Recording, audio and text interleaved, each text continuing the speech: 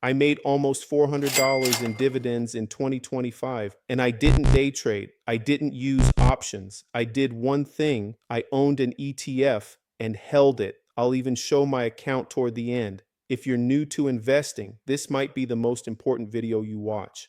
What's up, guys? It's Tony, and today I want to break down exactly how SCHD paid me almost $400 in dividends in 2025 just from owning it over time.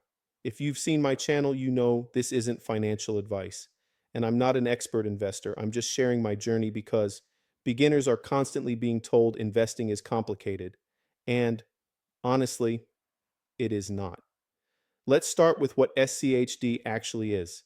SCHD is a dividend ETF. You can watch my older videos of exactly what it is, but to sum it up, it is basically a shortcut to stock investing. Instead of picking individual stocks, SCHD owns a basket of high-quality companies that pay dividends. When those companies make money, they share some of that profit with investors, and SCHD passes that money to people who own it. That's it. Now, that almost $400 in dividends, it didn't come all at once. I didn't buy SCHD one time and magically get paid. I bought SCHD slowly over about 2 years, a little at a time, week by week, month by month. This is called dollar cost averaging. I wasn't trying to time the market, I was just consistent.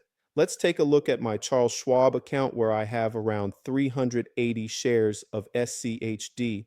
I have other stocks and ETFs, but obviously I'll only search for SCHD for this video.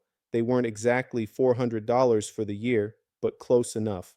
Let's add all of them up. I have one dividend payment in December for $105. I have one dividend payment in September for $95. There is one at the ending of June for $94, and there is one at the end of March for approximately $78. Let's call that $79. That's a total of $373 for the year 2025. Now, here's the part beginners need to hear.